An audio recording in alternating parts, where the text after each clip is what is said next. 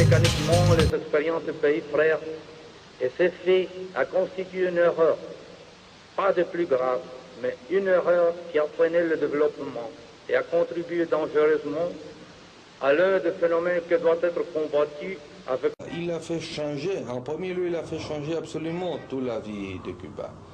Nous avons changé notre source de ravitaillement qui se sont déplacés vers l'Europe, surtout vers les pays socialistes. Mais d'après vous, est-ce qu'il y a quelque chose de changé dans l'attitude des États-Unis à l'endroit de Cuba? Peut-être. Je vous dis, c'est difficile à vous répondre directement. En tout cas, nous ne fixons pas notre position en écoutant, en regardant ce que les États-Unis font ou ce que les États-Unis vont. Nous faisons notre politique internationale.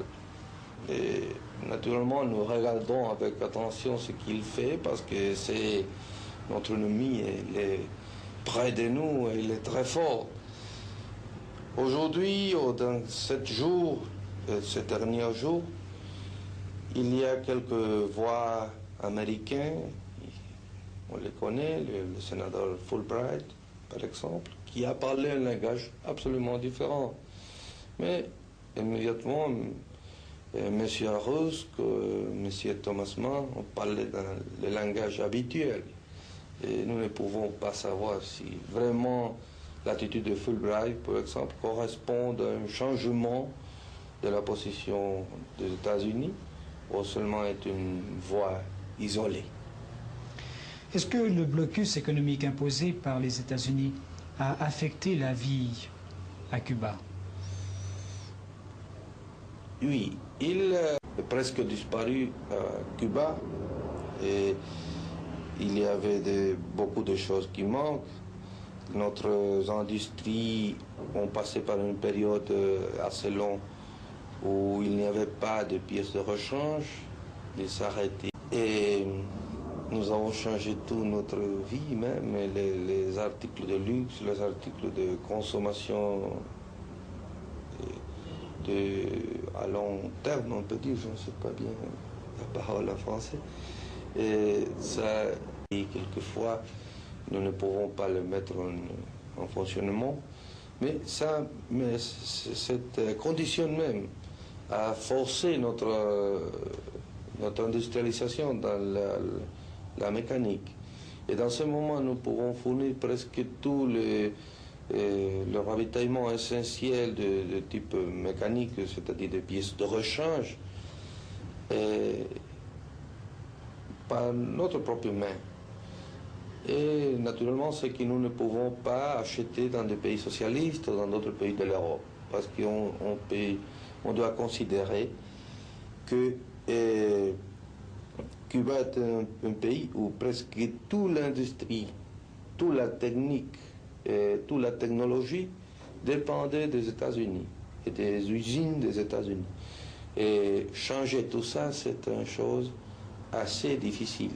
Nous l'avons pu faire depuis cette année, les dernières années, et déjà le blocus est vraiment un échec absolu. Mais vous êtes satisfait de la situation économique actuelle à Cuba? Non, jamais on ne peut pas être satisfait. Nous aspirons à beaucoup plus.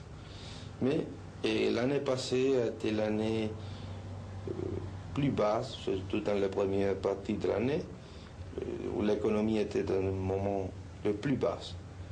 Et depuis ce moment, nous avons commencé à croître notre industrie, notre agriculture. Et ça, c'est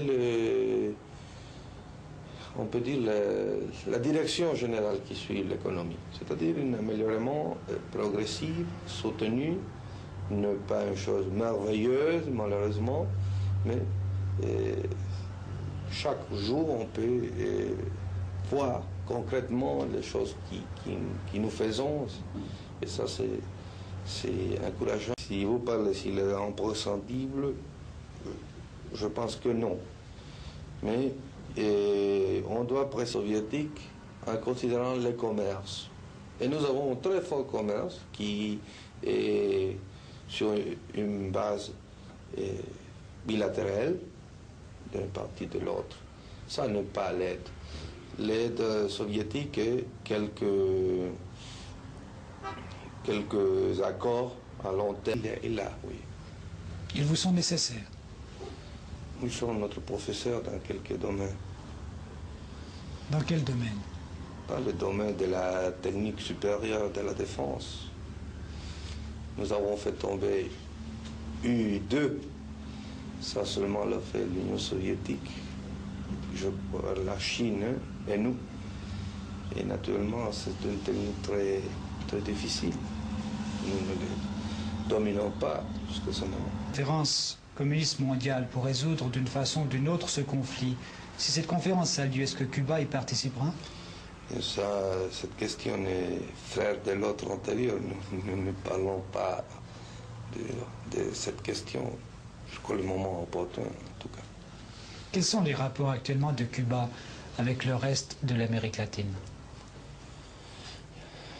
Bon, ils sont faibles. Nous avons des relations, et je pense avec une effectivité meilleure que dans d'autres régions du monde. Et les pays américains nous ont condamnés à Punta del Este, à l'Uruguay, dans une conférence l'année 62. Nous sommes expulsés de l'Organisation des États américains. Et il y avait beaucoup de pays qui ont coupé son relation diplomatique et commerciale avec nous. Ça, c'est la situation jusqu'à ce moment.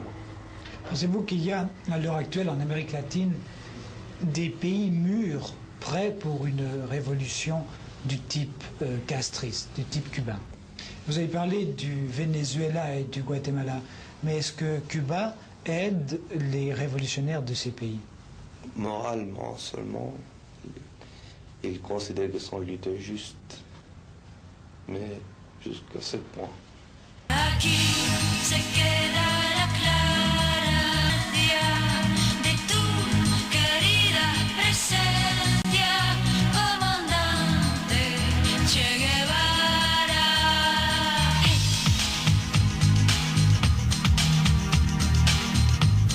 Hoy homenaje a una de las personalidades más grandes de América toda, aquel internacionalista que supo poner la estrella bien en alto que alumbró nuestro continente. A usted, guerrillero heroico, muchas gracias. Y donde quiera que esté, oiga nuestro grito de hasta la victoria siempre, comandante.